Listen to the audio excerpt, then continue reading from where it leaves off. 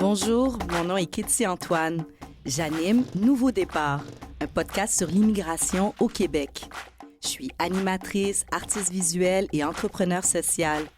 Et je suis surtout pas née au Québec. J'ai beaucoup d'admiration pour les gens qui quittent tout. Faisons l'effort de mieux comprendre cette réalité. Un nouveau départ. Un autre épisode d'un nouveau départ. Je suis vraiment excitée de vous présenter mon invité d'aujourd'hui. Comme je vous l'explique depuis le début de ce nouveau programme, mon but, c'est vraiment de vous montrer des histoires humaines derrière toutes ces statistiques d'immigration qu'on entend dans l'écosystème médiatique, de vous montrer à quel point ces histoires sont non seulement touchantes, enrichissantes, mais aussi nécessaires, je trouve, dans nos communautés ici au Québec. Cette femme, elle est une amie. Elle est très intelligente, singulière, touchante, mais surtout intéressante. Natacha Odona, comment vas-tu? Ça va bien. Merci, Katie, de me recevoir aujourd'hui. Je suis vraiment, vraiment ravie d'être là. Bien, je suis contente que tu aies accepté mon invitation, Natacha. Peut-être que tu ne savais pas que je pensais tout ça de toi, mais c'est vrai. Et j'aimerais que mes invités, mes auditeurs, mes fans. Oui, tes fans. te rencontrent. Tu viens de Martinique. Oui, je suis de la Martinique. Et tu es au Québec, à Montréal, plus précisément. Depuis combien de temps? Je suis arrivée ici en 2012. Enfin, je ne compte même pas. J'ai juste une date en tête. 17 juillet 2012. Puis ça a été vraiment une aventure, une découverte parce que je n'étais jamais venue au Québec avant. Je n'avais jamais mis les pieds au Canada. Ah ben c'est intéressant. Explique-moi un petit peu dans quel contexte tu as décidé d'entamer ce projet d'immigration. C'est un contexte familial puisque je travaillais en Haïti. Enfin, j'ai commencé ma vie professionnelle en Haïti en 2008 comme économiste de la santé. Je travaillais sur un programme de micro-assurance dédié à des marchandes auprès d'une institution de microfinance. Et mon petit ami de l'époque m'avait suivi en Haïti. Et il y a eu le tremblement de terre en 2010. Nous, on avait décidé de rester. Mais comme je suis tombée enceinte entre-temps, là, il fallait rebattre les cartes, se demander ce qu'on faisait, ce qu'on ne faisait pas. Lui, il avait commencé des démarches pour pouvoir s'installer au Canada bien avant de me connaître. Et avec le tremblement de terre, il s'est dit, bon, pourquoi pas relancer cette demande-là. Je dois dire qu'au départ, je n'étais pas trop d'accord parce que j'ai perdu foi normalement. Ah oui, mais attends, avant de te demander en quoi tu as perdu la foi, là non, j'entends j'ai peur du froid. Oh, tu as peur du froid. Ah oui. Ben c'est une peur légitime. Non, ma vie est assez singulière parce que je suis une petite fille. Mais attends, j'aimerais retourner un petit peu dans ce que tu viens de nous partager, de me partager, c'est que en fait, tu as immigré en Haïti. Oui. Ah, t'es partie de la Martinique pour Haïti. Non, avant ça, non. Ah! J'ai quitté la Martinique. J'ai quitté la Martinique véritablement en 2002, 2 années après avoir obtenu le baccalauréat français. J'étais partie, j'avais d'abord fait des classes préparatoires en Martinique, au lycée de Bellevue. Et après, j'avais intégré l'Institut d'études politiques de Rennes en 2e année. Pendant cette formation-là, j'ai eu à aller en Espagne et au Cameroun. Après, j'ai intégré le CRD, qui est le Centre d'études et de recherche sur le développement international, qui est basé à Clermont-Ferrand, en France. Et dans le cadre de cette formation-là, j'ai fait un stage de 4 mois en Bolivie. D'accord. Et c'est à l'issue, je venais juste en fait d'avoir mon diplôme. J'ai passé un entretien 2 jours après et on me prenait pour un emploi en Haïti. Donc c'est comme ça. Alors à la base, t'es quand même une aventurière, une globe-trotteuse. Donc c'est pas antinomique avec qui tu es. Non, c'est pas antinomique. Être ici au Québec, c'est plus être devenu sédentaire. Et ça a été difficile. Alors, parle-moi de ça. Donc, une fois que tu t'es installée, tu as quitté Haïti. Oui, on est d'abord allé en Martinique. Mhm. C'est là que ma fille est née. Et on est arrivé ici, elle devait avoir 1 an et demi. En 2012, En 2012. tu étais prête à affronter le froid québécois. En fait, on avait eu la possibilité de venir dès novembre 2011, mais on s'est dit qu'on attendait l'hiver, qu'on allait arriver en été, puis progressivement, on allait goûter au froid québécois. Puis c'est comme ça qu'on a fait les choses. Je me rappelle de janvier-février 2013. Voilà, là, c'était quelque chose. Hein? Mais j'ai quand même fait une petite coupure. Je suis allée rendre visite à ma mère pour Pour te réchauffer me un petit réchauffer peu. un peu, parce que quand j'étais en Martinique, bizarrement, je portais toujours des pulls. Hein? J'étais tout le temps malade. Et ma mère, elle en revient toujours pas de se dire, mais comment tu fais pour vivre au Canada? Mais en fait, à partir du moment où tu es bien couvert, je pense que tu fais tes activités sans problème. Et puis, je sais pas, il y a quelque chose dans l'air qui fait que je respire mieux. Donc finalement, peut-être qu'il me fallait vivre dans le froid. Ah, peut-être on dit qu'il n'y a pas de hasard que des rendez-vous. Est-ce que tu penses que justement être ici à Montréal, c'était le rendez-vous ou tu as aussi encore envie de découvrir cette province? Est-ce que de ta dernière destination, le but c'était de débarquer à Montréal? Et pourquoi? Je sais pas si c'était vraiment ma dernière destination, puisque dans le projet familial qu'on avait, je dis qu'on avait parce que je suis divorcée maintenant, mais dans le projet familial qu'on avait, mon ex-conjoint, il voulait à un moment retourner vivre en Afrique. Et, Parce que lui est d'origine africaine. C'est ça. De quel pays? Il est du Togo. Mm-hmm. Et moi, j'entends beaucoup de métissage, de voyage dans les quelques minutes là que tu viens de me partager. C'est vrai que pendant que je vivais en Haïti, j'ai eu à faire le voyage au Togo pour aller découvrir en fait le pays, l'histoire dans laquelle je rentrais. Et ça m'avait beaucoup plu. Et pour moi, c'était intéressant d'être ici au Québec parce que j'étais plus proche de ma mère que si je vivais en Afrique ou en France. Et mon père, il est décédé en 2009. Je suis fille unique. Donc, ça me semblait un bon compromis d'être ici au Québec. Comme ça, je peux descendre facilement en Martinique le temps que la vie avance et qu'on voit si finalement on reste ici, on va en Afrique. Enfin, qu'est-ce qu'on fait? Mais en ce moment, je suis ici. Et je suis contente d'être là. J'entends que ça s'est fait quand même progressivement. Il y a eu de l'exploration, puis vous vous êtes donné l'espace de peut-être changer d'idée. Voilà, c'est ça. Ce qui est intéressant, Natacha, c'est que toi, ton projet d'immigration pour venir ici, c'est un projet familial. Oui. J'ai beaucoup de mes invités, c'était dans un contexte scolaire où elles sont venues enfants. C'est quoi les défis quand on voyage en famille, avec son conjoint, ses enfants? Les défis, permettre à chacun, selon son âge, de s'intégrer. Parce que mon ex-conjoint est arrivé ici avec son fils qu'il avait eu d'une union précédente. Donc, il est arrivé en allant directement à l'école secondaire. Donc, pour moi aussi, c'était une découverte parce que j'avais l'habitude de voir les établissements à la télé. Là, je voyais les casiers. Enfin bon. Comme dans les films. Comme dans les films, vraiment. J'ai beaucoup aimé ça. Donc, ça a été quand même difficile pour lui de s'intégrer. Bon, ma petite, c'était la garderie, donc il fallait l'y amener. Bon, après, j'ai eu d'autres enfants qui sont nés ici.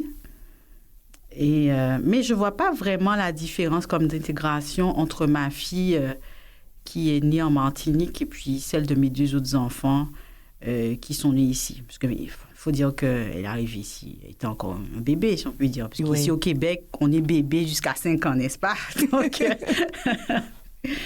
Donc, je ne vois pas trop la différence pour eux trois. Jusqu'à présent, j'essaie de tenir compte de leurs différences d'âge, de leur caractère et tout ça pour leur permettre d'avoir une vie la plus épanouissante possible. Et jusqu'à présent, je suis assez contente du résultat. Oui. Oui. Et en tant que couple, parce que là, tu m'as confié que vous avez divorcé. Oui.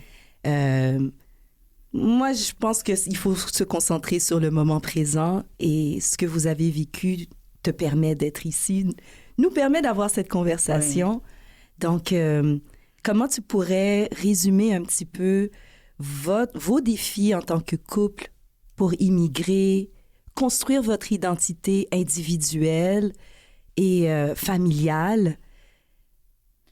Bon, avant d'arriver ici, quand on était en Haïti, on nous appelait le petit couple. Parce qu'on était toujours ensemble. Même quand on était en Martinique aussi, des fois, on se baladait dans le quartier, la nuit. On nous voyait toujours ensemble, quoi. Arrivé ici, les choses ont un peu changé parce que... on n'avait pas la même façon de percevoir la vie en Occident. Bon, veut pas... Je suis de la Martinique, une île française. Je l'ai dit du bout des lèvres. Une île française, donc d'une certaine manière, j'ai un petit côté occidental aussi, quoi. Mm-hmm. Et puis, j'ai vécu beaucoup en Europe. Et lui, c'était sa première expérience vraiment en Occident. Il a fait juste un an et demi en Europe. C'est pas la même chose que d'en avoir fait 5, 6 ou même d'avoir grandi dans un environnement occidental. Donc, il y avait déjà ça, je trouve. Par exemple, moi, j'ai pas changé d'accent. Ça, c'est ce que tu crois. Mais je trouve que... Non, j'ai pas... Non. Je sais que j'ai pas changé d'accent parce que des fois, quand j'appelle ma mère et que je joue à prendre un peu plus un accent un peu plus travaillé, okay. Elle me reconnaît pas du tout et je me rends compte que je dois quand même faire l'effort de maintenir une petite trace de mon accent martiniquais pour qu'elle reconnaisse sa fille, son seul enfant. Sinon, j'ai perdu ma fille. Donc, il a changé d'accent et j'ai eu l'impression d'avoir perdu... parce que moi, je suis très auditive, là. Donc, c'est ça qui m'avait charmée. La voix, l'accent. Mm-hmm. J'ai perdu ça. Et l'accent a changé. L'accent a changé. Mais il est où? Il est passé où? Et comment tu peux expliquer ça? Tu sais, en suivant les interventions de beaucoup d'activistes, je peux les appeler comme ça, antiracistes, j'ai cru comprendre qu'il y avait les codes pour s'intégrer ici au Canada, enfin au Québec, à Montréal. Il fallait prendre l'accent, il fallait faire de nombreuses choses pour passer... Peut-être par souci d'être bien compris. Oui. Moi, je n'ai pas fait cet effort-là. Je dois dire que... même aussi pour la recherche d'emploi, on demandait aux gens...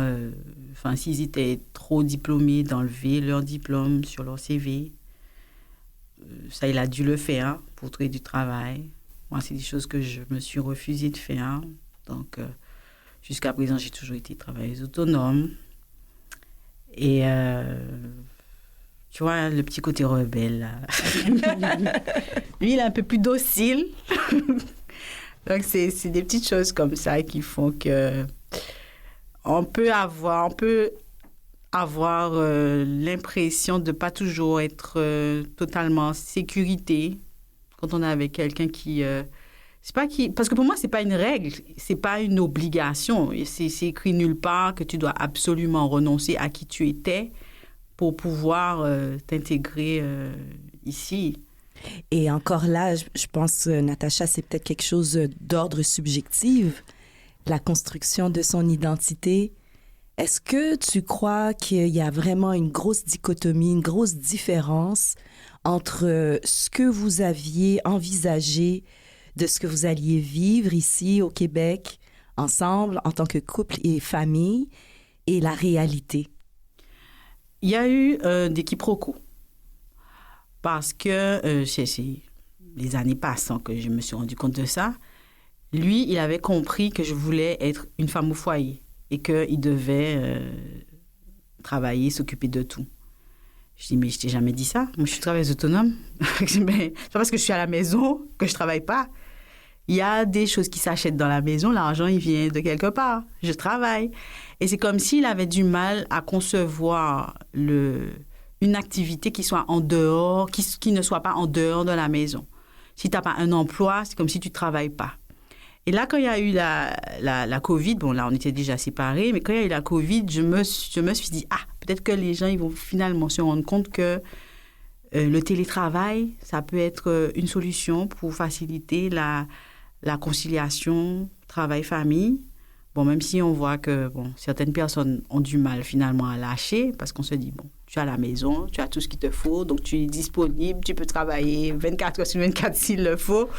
Donc, ça peut être plus difficile pour certaines personnes de finalement mettre les limites et faire comprendre, j'ai des heures de travail, je ne suis pas disponible tout le temps. Fait que je comprends que en fait, il n'y a pas que l'immigration, il y a aussi tous les aspects de la vie de tous les jours qui viennent bousculer son identité, sa façon de s'intégrer, de se déployer, de se célébrer. C'est intéressant parce que dans une des premières phrases que tu as prononcées, en justement m'expliquant comment tu es une globe-trotter et en fait une nomade. Tu as toujours été nomade et tu me dis que c'est vraiment en t'installant au Québec, tu ne t'es jamais senti aussi sédentaire. Oui, parce que veux pas, quand on est maman, bon, là, c'est pas des limites de couple. Là, je me suis vraiment rendu compte que ce sont des limites que je me suis fixées moi-même sans même m'en rendre compte. C'est vrai que j'avais commencé à toucher du doigt cet aspect-là quand j'ai écrit mon premier livre, Au secours, je suis enceinte. Et je voyais le fait de devenir maman comme un projet de développement durable sur 25 ans. Et je me posais aussi des questions parce que j'ai commencé à écrire ce livre-là juste après le tremblement de terre. On était quand même dans un contexte où la terre tremblait encore en Haïti. C'était moins fort, mais on sentait... Il y avait encore des secousses. Il y avait encore des secousses. Donc, il y avait toujours cette phrase qui me venait en tête, mais « Va où tu veux, meurs où tu dois ». Peux-tu répéter ça? « Va où tu veux, meurs où tu dois ». Puis là... Jusqu'à ce que je devienne maman, j'avais l'habitude de voyager, faire mes affaires sans vraiment me dire que je pouvais mourir à n'importe quel moment et que j'avais des gens qui tenaient à moi et qui comptaient sur moi. Parce que là, les enfants, ils comptent sur moi. Ils ont besoin de maman.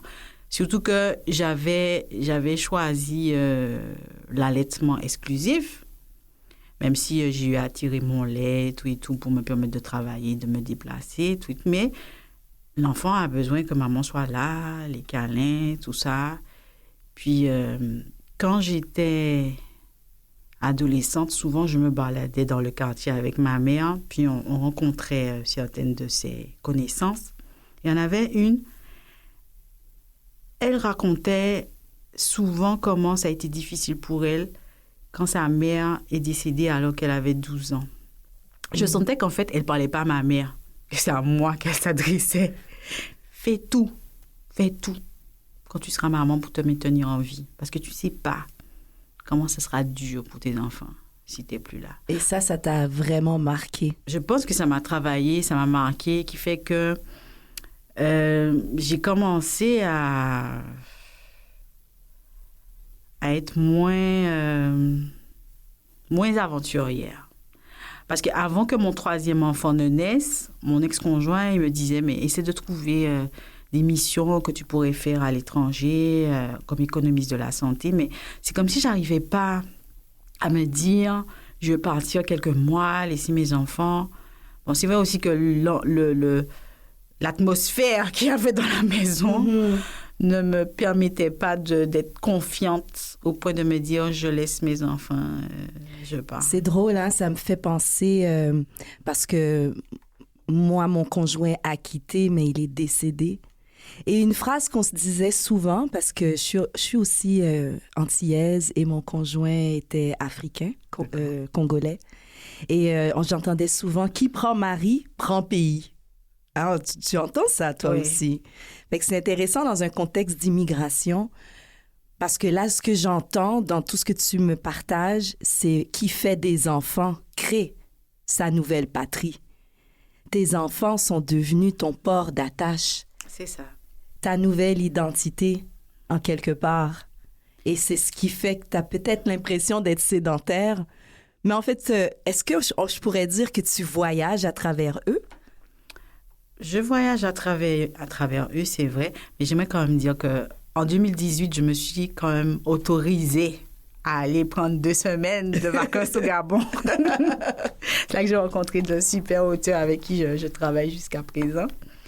Mais c'est vrai qu'en tant qu'autrice, par exemple, quand je vois certains de mes collègues, si on peut dire ça comme ça, qui sont invités à des salons à l'étranger. Bon, dernièrement, il y avait un salon en Guyane. J'ai vu des auteurs que je connais bien. Je me suis dit, tiens, j'aurais pu être là. Hein? Mais tu vois, j'ai pas eu ce... Comment dire? J'avais pas de regret. De regrets. Voilà, je n'avais pas de regret parce que mes enfants, ils ont des activités différentes. Ils ont des défis différents à relever qui fait que je découvre des choses que je n'aurais pas connues si je ne les avais pas dans ma vie. Donc, moi, j'estime que j'explore le Québec différemment grâce à eux. Donc, je dis bon. Mais c'est beau, ça. C'est beau ce que tu viens de dire. Et on va rentrer bientôt dans la deuxième partie de notre conversation. Je pense que les gens qui nous écoutent se demandent, mais c'est quoi sa spécialité? Oui, vous avez bien compris. Natacha est auteure. Non seulement auteure, mais tu es aussi derrière une maison d'édition qui s'appelle Shana Prod. Oui. Moi, c'est comme ça que je t'ai rencontrée. En fait, je suis tombée en amour avec un de tes ouvrages qui s'appelle Rouge Joyce, que j'ai adoré. Et tout de suite après, je suis tombée sur justement Au secours, je suis enceinte, que j'ai lu. Ben, mes enfants étaient déjà, ils avaient déjà une dizaine d'années. Mais je pense qu'il n'est jamais trop tard pour soit faire la paix avec des traumatismes de grossesse, d'accouchement, de s'intéresser à ce que les autres vivent. En tout cas, j'ai beaucoup d'admiration pour toi par rapport à la littérature. Je trouve que une des plus grandes choses qu'on peut léguer dans le monde, ce sont des bouquins. Bon, je trouve que c'est une des plus belles choses. Merci pour l'encouragement. Vraiment. Merci pour l'encouragement. Mais en attendant, il y a des textes qui t'accompagnent, qui sont en quelque sorte devenus aussi des amis. Et je pourrais lire le texte que tu m'as envoyé. D'accord, entendu. Merci, Natacha.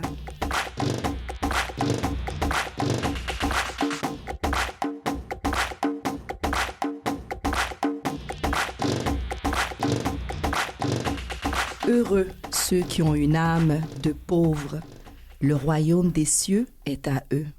Heureux les doux, ils possèdent la terre. Heureux les affligés, ils seront consolés. Heureux les affamés et assoiffés de justice, ils seront rassasiés. Heureux les miséricordieux, ils obtiendront miséricorde. Heureux les cœurs purs, ils verront Dieu. Heureux les artisans de paix, ils seront appelés fils et filles de Dieu. Heureux les persécutés pour la justice, le royaume des cieux est à eux. Heureux êtes-vous quand on vous insultera, qu'on vous persécutera et qu'on dira faussement contre vous toutes sortes d'infamies à cause de moi. Heureux parce que le royaume des cieux sont à eux. Et ça, c'est un extrait de Matthieu 5, versets 3 à 11. Oui. Je t'écoutais, là. Mm-hmm. Je souriais.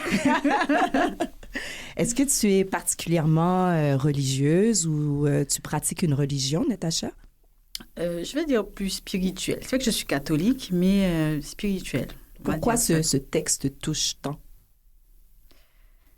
C'est un texte qui me donne de la force, en fait, pour passer à travers les difficultés de la vie. C'est un texte que je trouve encourageant, que je trouve plein d'espoir. Et j'aime le fait qu'il ne soit pas accessible à tout le monde et compréhensible par tout le monde. Je t'ai demandé de m'envoyer un texte qui t'accompagne et qui est devenu comme un ami. Pourquoi ce texte est devenu ton ami?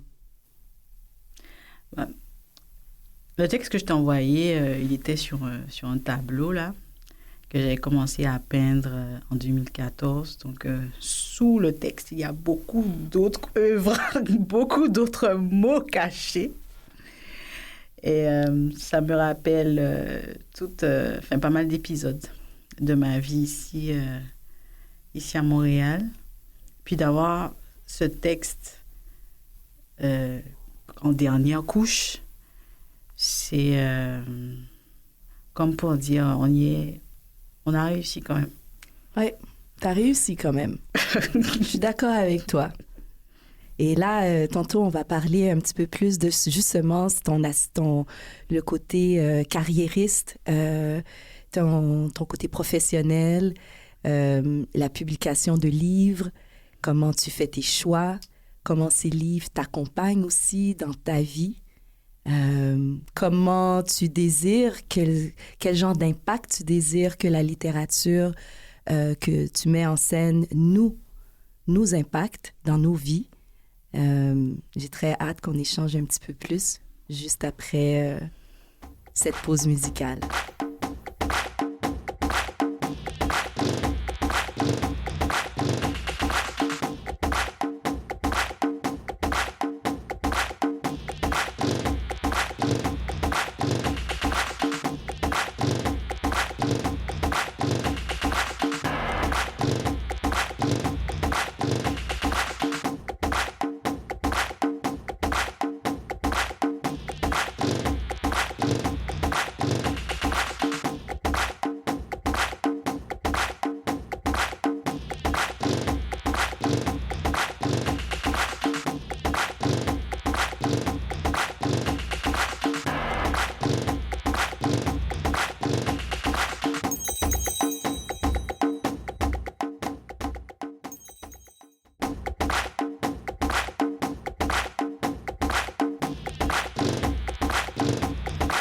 Je poursuis la conversation avec Natacha Odona, une femme intelligente, singulière, touchante et intéressante, qui est originaire de la Martinique et qui est aussi derrière la maison d'édition Shana Prod. Pourquoi, Natacha Odona, t'as appelé ton entreprise Shana Prod?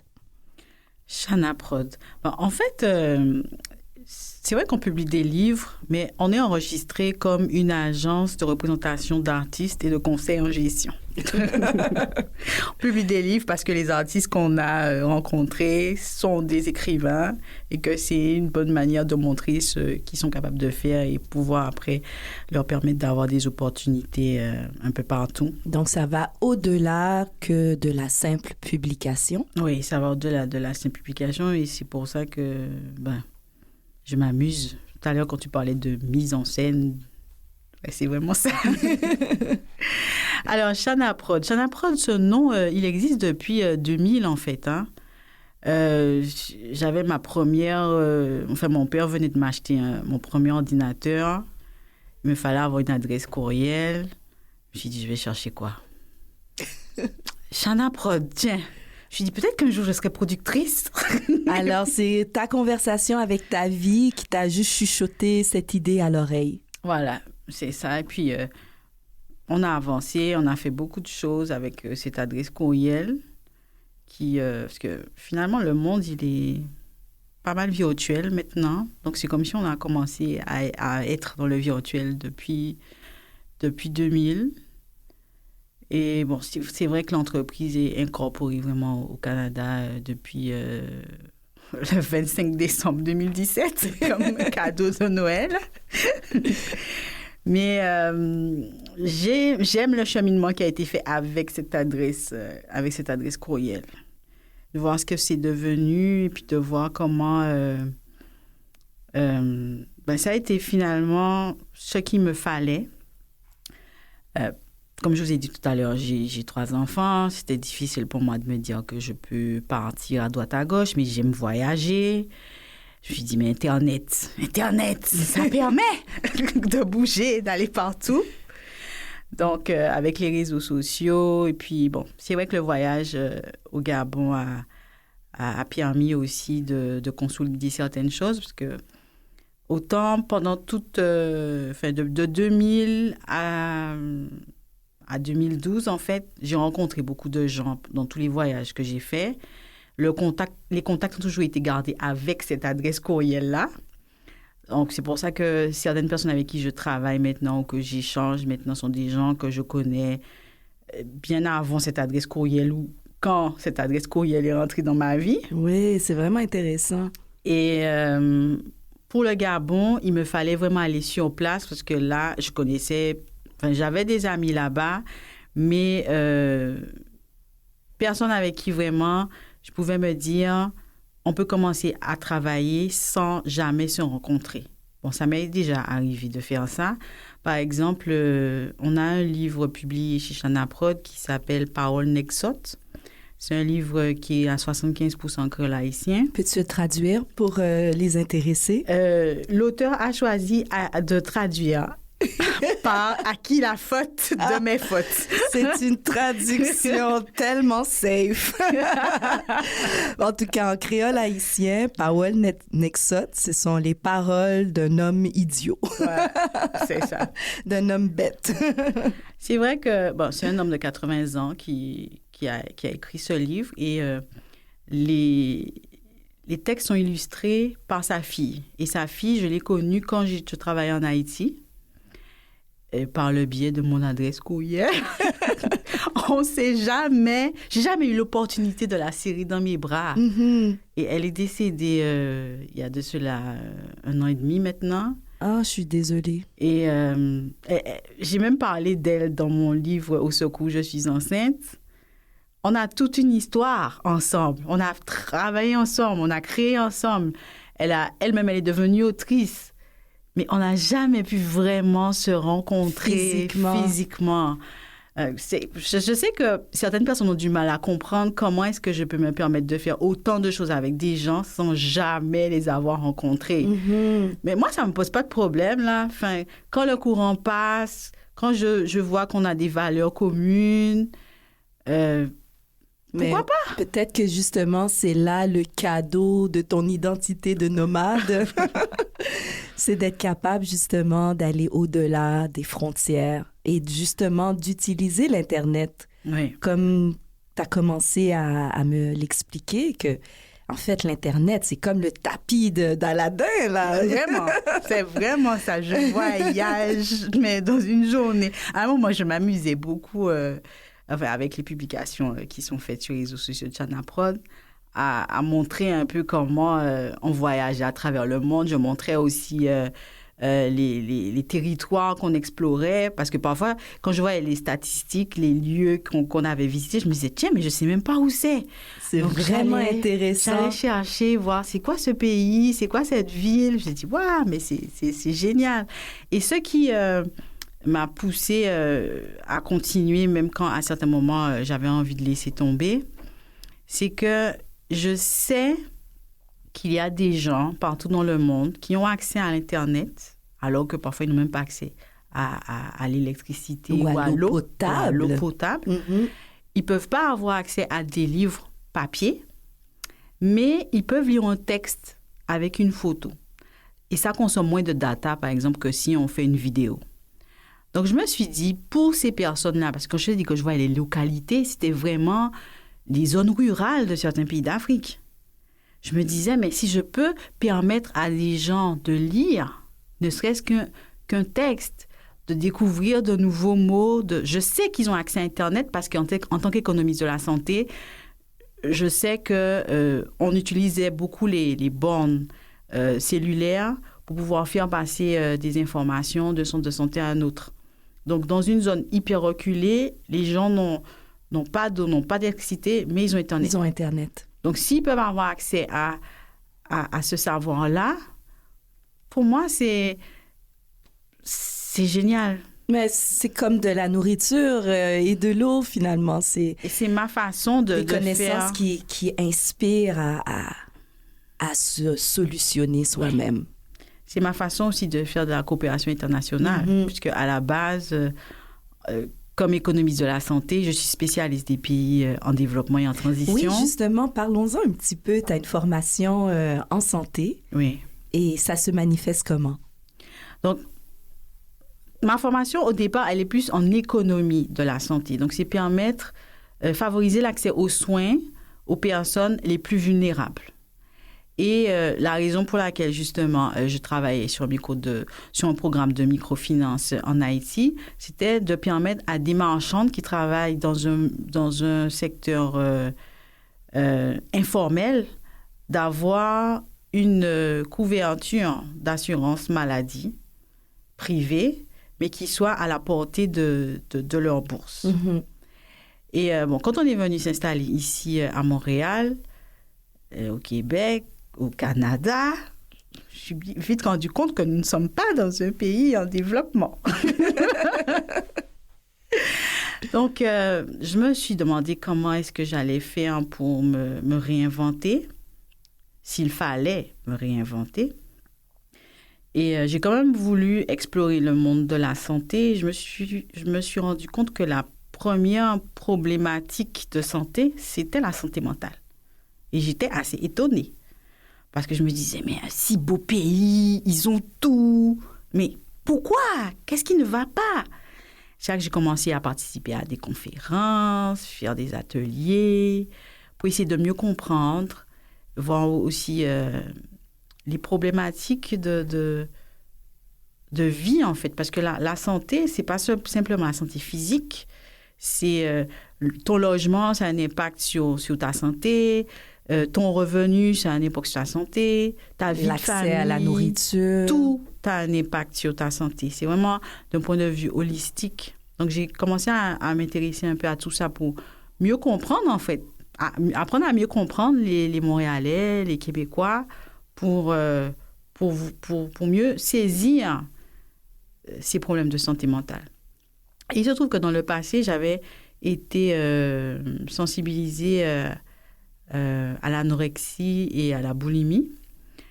Et j'ai pu, parce qu'on avait édité un ouvrage à Chanaprod, un roman qui s'appelle « L'amour ne traverse pas l'océan » et que le personnage principal, Mira, avait vécu de la violence psychologique du fait de son poids, j'ai pu intégrer un programme de formation avec l'Institut Douglas sur les troubles alimentaires.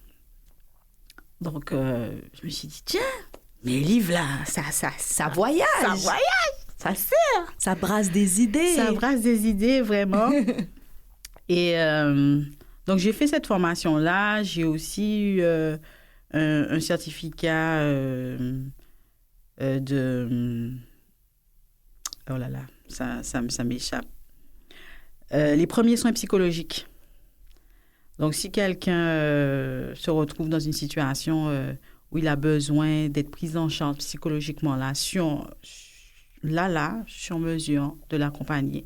Parce qu'à défaut de devenir vraiment psychologue, de faire une formation longue, je me suis rendu compte que la littérature, les arts pouvaient permettre de faire le lien entre la santé mentale et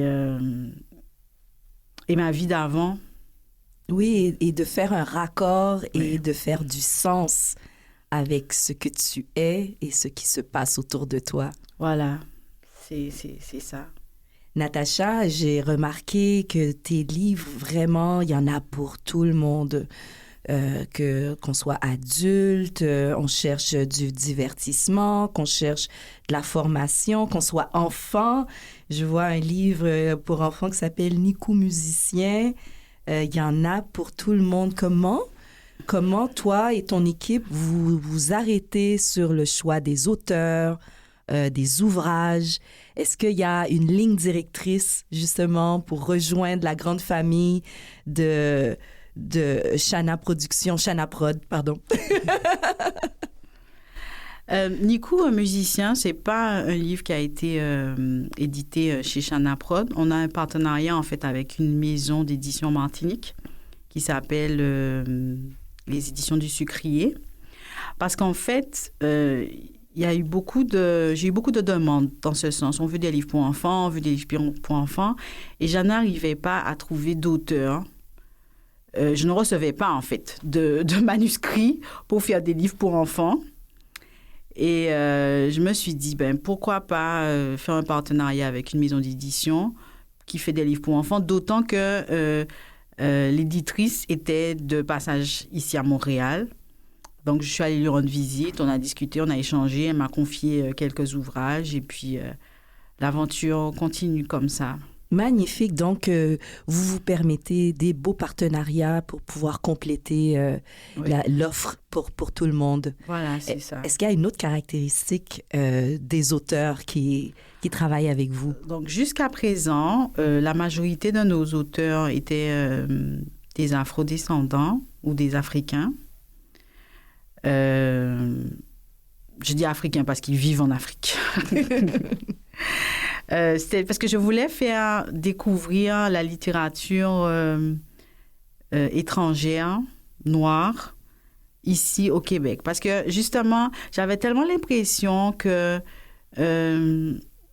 les afrodescendants étaient vus comme, je sais pas, des extraterrestres ici au Québec.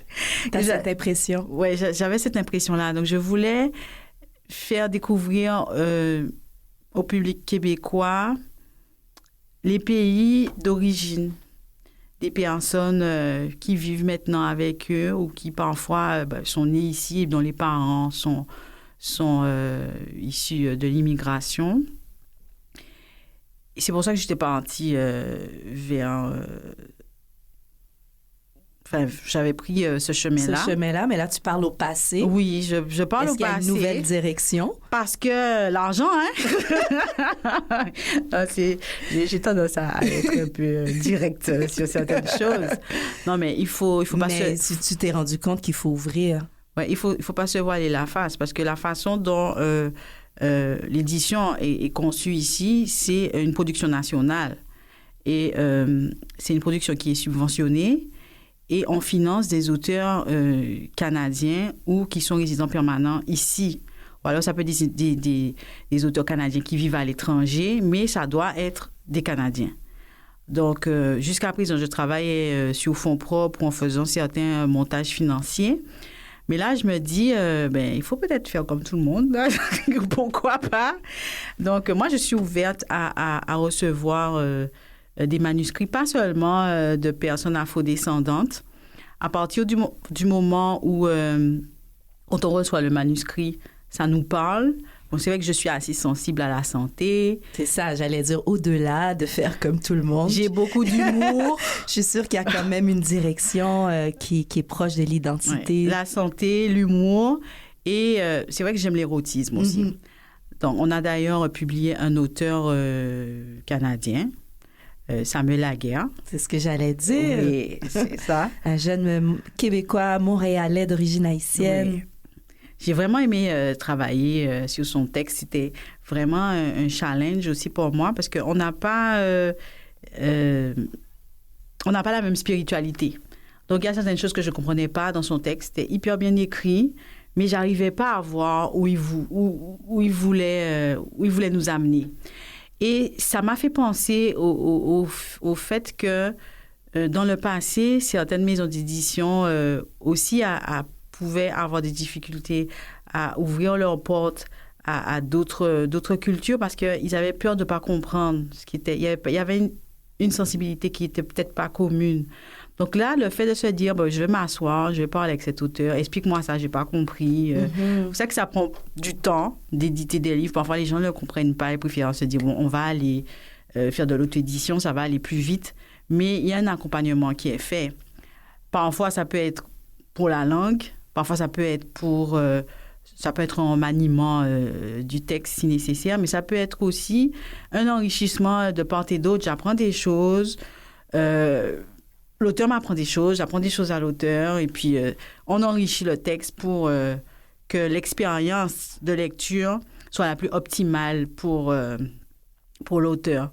Je dois dire qu'à un certain moment, j'avais du mal à me décider à publier certains livres parce que j'y sentais trop de... Enfin, je ne sais pas comment le dire. Je ne voulais pas faire mal à l'auteur, au lecteur. Je voulais que quand le lecteur se plonge dans le livre, que ce soit une expérience d'apaisement et pas... une expérience où il sent qu'on cherche à lui tordre les boyaux ou où il soit vraiment mal à l'aise. Fait que cette sélection passe nécessairement par toi. Pas seulement par moi maintenant, finalement, parce que certains de mes auteurs m'aident aussi. Parce que, par exemple, Rodrigue Dong, qui est professeur à l'université Omar Bongo, au Gabon, c'est un fin lecteur. Donc, parfois, quand...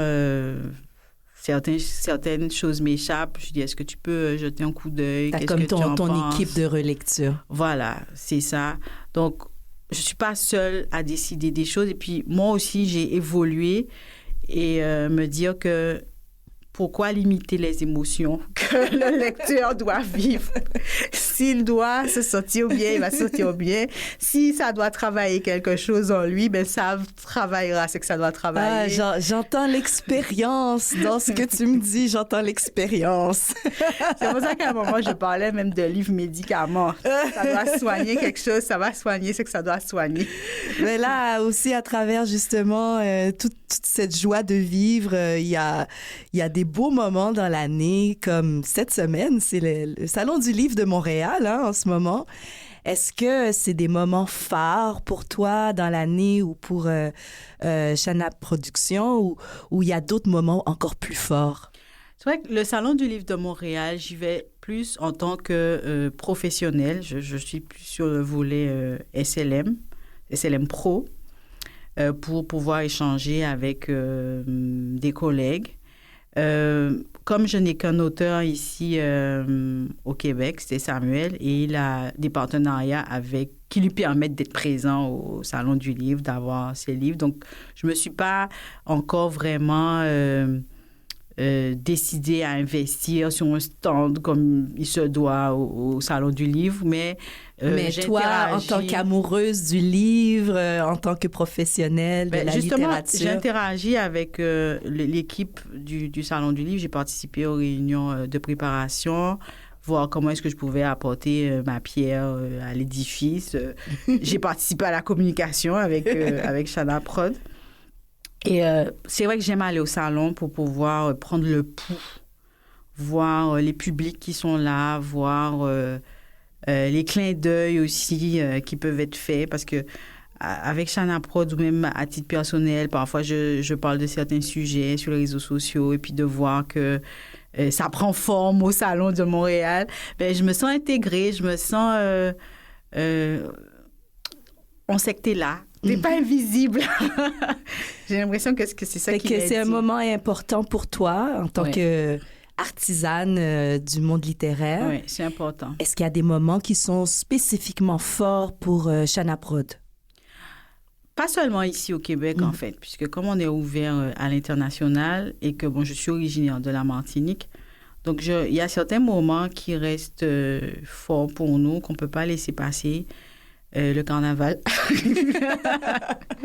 Donc, par le biais de nos réseaux sociaux, on essaie toujours de relayer je me demande pourquoi le carnaval est un moment fort.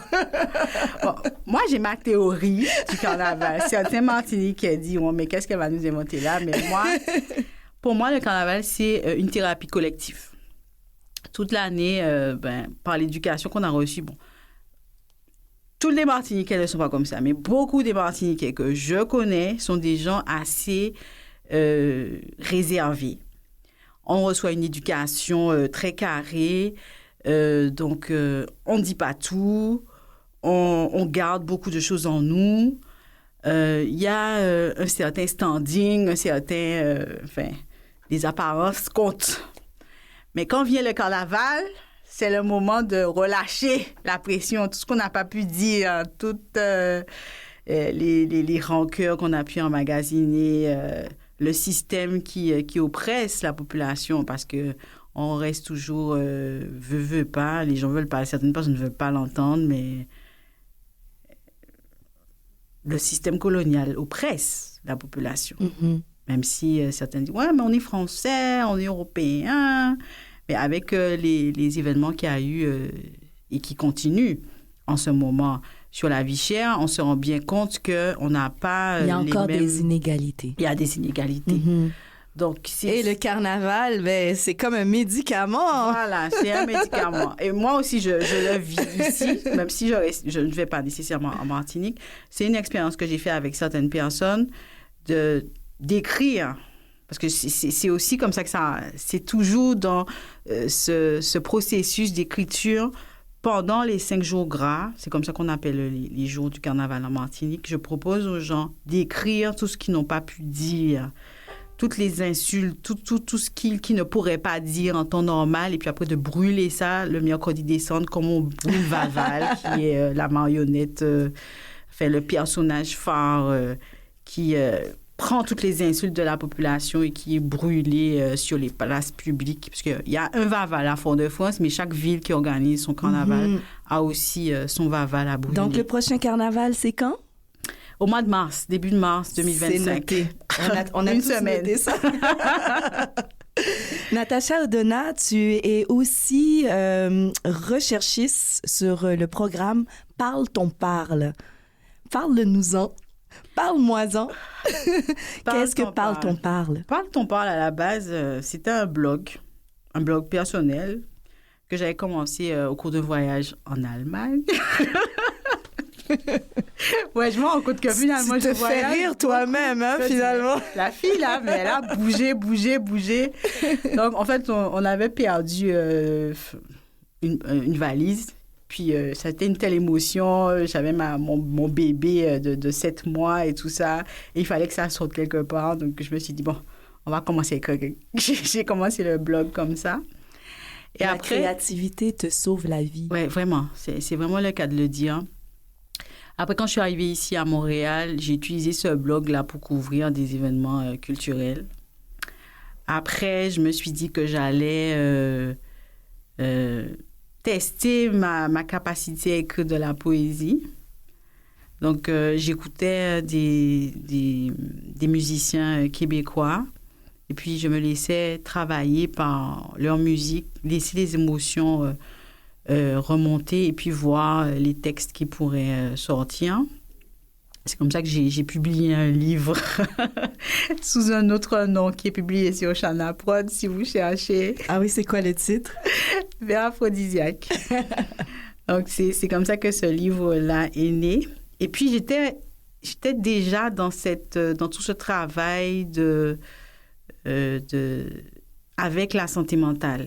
Je faisais pas mal d'ateliers, je découvrais certaines choses, donc j'avais envie d'expérimenter ça pour voir comment développer un savoir expérientiel. J'ai arrêté d'écrire sur le blog, je crois que c'est au début 2020, quand j'ai découvert en fait je crois que je l'ai découverte, elle, en 2019, une artiste martiniquaise qui s'appelle Meryl. Mm-hmm. J'ai arrêté d'écrire quand j'ai découvert sa musique. Je me suis dit, bon, le blog... Elle chante déjà ce dont je parle.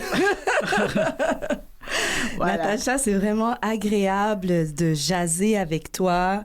Je pense qu'on pourrait jaser encore une autre bonne heure. Natacha, tu es originaire de la Martinique. Tu vis à Montréal, au Québec, au Canada depuis 2012 avec ta famille. Tu as 3 enfants. Tu es titulaire d'un baccalauréat en sciences politiques et d'une maîtrise en économie de la santé qui a été obtenue en France. Elle est enrichie d'une formation auprès de l'Institut universitaire en santé mentale de Douglas et en s'intéressant à la prise en charge des troubles alimentaires. Natacha est également autrice et propriétaire de l'entreprise culturelle Chana Prod. Je suis vraiment contente qu'on ait eu cette conversation autour de ton histoire, de ta réalité d'immigration, comment tu es venue ici au Québec. J'avais vraiment envie que mes auditeurs fassent la rencontre de cette personne aussi intelligente, singulière, touchante et intéressante que tu es.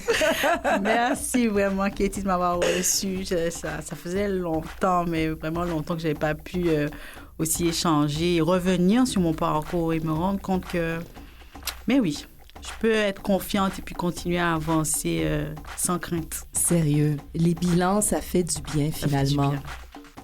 Merci beaucoup. Merci, Katie. Alors tout le monde, merci et je vous dis à la semaine prochaine pour un autre épisode de Nouveau Départ.